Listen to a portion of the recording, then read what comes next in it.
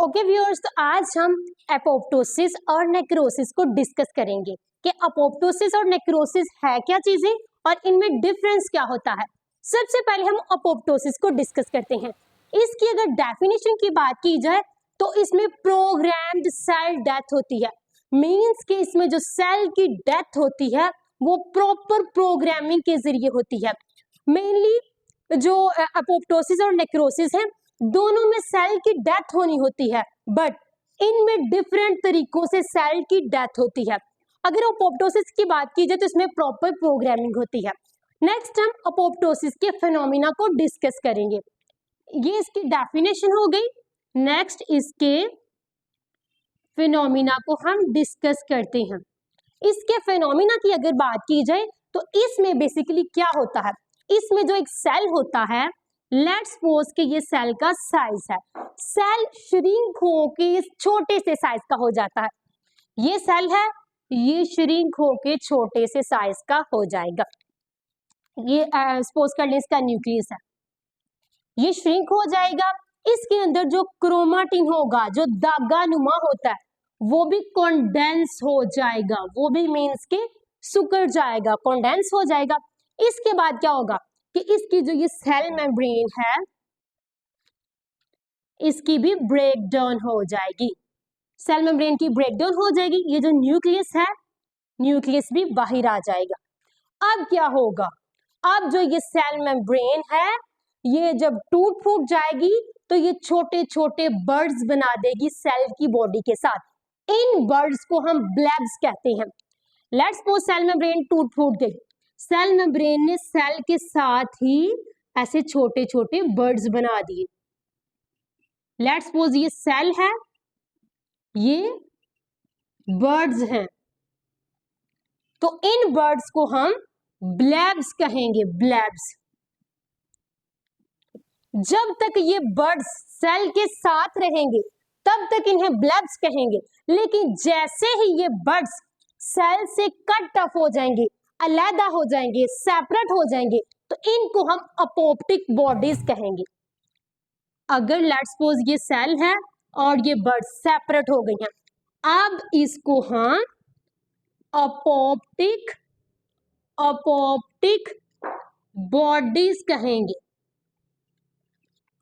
इन अपोप्टिक bodies को दूसरे cell phagocyte कर लेते हैं, मींस के ईट कर लेते हैं। अगर इसके काजेस की बात की जाए तो इसके दो काजेस हैं। फर्स्ट वन है कि जब सेल डैमेज होता है तब ये अपोप्टोसिस होती है, दूसरा कि जब सेल स्ट्रेस की कंडीशन में होता है। इन दो कंडीशंस में जब भी सेल होगा तो अपोप्टोसिस का प्रोसेस स्टार्ट हो जाएगा। वो स्टार्ट क्यों होगा वो हम इसके इफेक्ट्स में देखते हैं। इफेक्ट्स में ये आएगा कि अपोप्टोसिस का प्रोसेस इसलिए होता है ताकि ये जो अननेसेसरी सेल्स हैं, ये जो सेल स्ट्रेस की कंडीशंस में हैं, इनको खत्म किया जा सके, इनको बॉडी से रिमूव किया जा सके, ताकि ये इन्फेक्टेड सेल दूसरे बॉडी के सेल्स में इन्फेक्शन पैदा ना करे।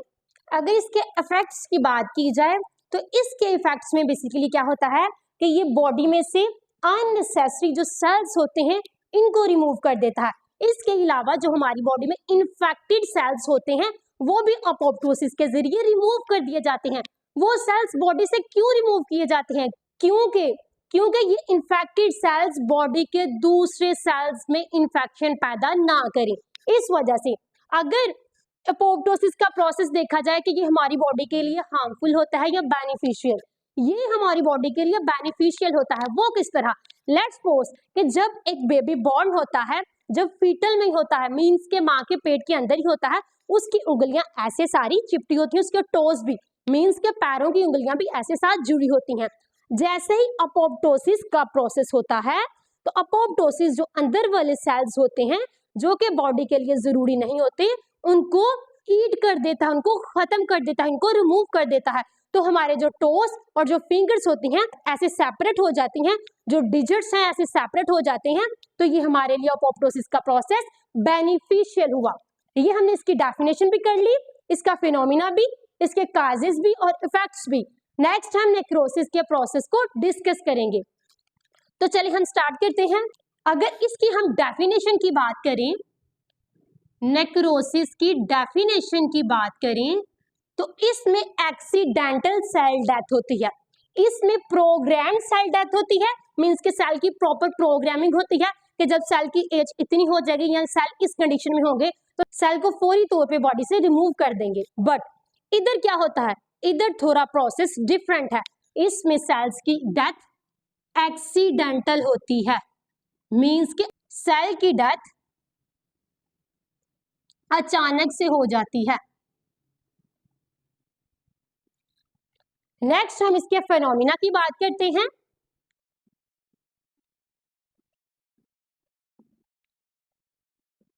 इसके फेनोमेना की बात की जाए तो इसके फेनोमेना में बेसिकली होता ये है कि लाइसोसोम से, लाइसोसोम एक सेल ऑर्गेनेली है, लाइसोसोम से कुछ एंजाइम्स रिलीज होते हैं, लाइसोसोम से कुछ एंजाइम्स रिलीज होंगे। ये एंजाइम्स क्या करेंगे, ये सेलुलर ब्रेकडाउन कर देंगे, मींस के जो सेल के कंपोनेंट हैं उनकी ब्रेकडाउन कर देंगे। जब सेल की ब्रेकडाउन हो जाएगी तो सेल टूट जाएगा, ये इन्फेक्टेड सेल्स होंगे। ये इन्फेक्टेड सेल्स क्या करेंगे, ये जब सेल की ब्रेकडाउन होगी सेल के अंदर से निकल के बॉडी के दूसरे सेल्स में भी इंफेक्शंस पैदा कर देंगे, क्योंकि इन सेल से हार्मफुल केमिकल्स रिलीज होते हैं जो कि हमारी बॉडी के लिए बहुत ज्यादा हार्मफुल होते हैं। जब सेलुलर ब्रेकडाउन हुई तो उसके बाद क्या हुआ, हार्मफुल केमिकल्स रिलीज हुए। इन हार्मफुल केमिकल्स ने बॉडी के दूसरे पार्ट्स में भी इंफेक्शन काज कर दिया। इट्स मीन, इसका मतलब क्या हुआ कि ये जो नेक्रोसिस होती है वो हमारी बॉडी के लिए हार्मफुल होती है। Necrosis harmful for our body,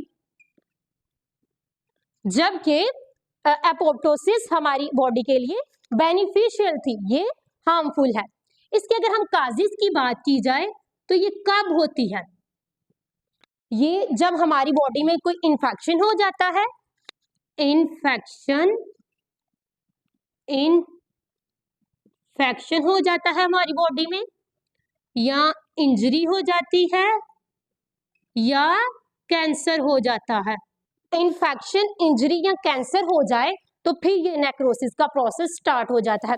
let's suppose हमारी बॉडी पे कोई वाउंड मींस के जख्म बन गया है, अगर हम उसकी प्रॉपर केयर नहीं करेंगे तो ये नेक्रोसिस का प्रोसेस स्टार्ट हो जाएगा, वहां जख्म बढ़ता जाएगा, इन्फेक्शन बढ़ता जाएगा और वो इन्फेक्शन हमारे दूसरे बॉडी पार्ट्स को भी इन्फेक्टेड कर देगा। ये था बेसिक डिफरेंस अपोप्टोसिस में और नेक्रोसिस में। दोनों की डेफिनेशंस, फेनोमेना, काजिस और उनके इफेक्ट्स भी हमें पता चल गए। उम्मीद करती हूँ कि आपको ये वीडियो पसंद आई होगी।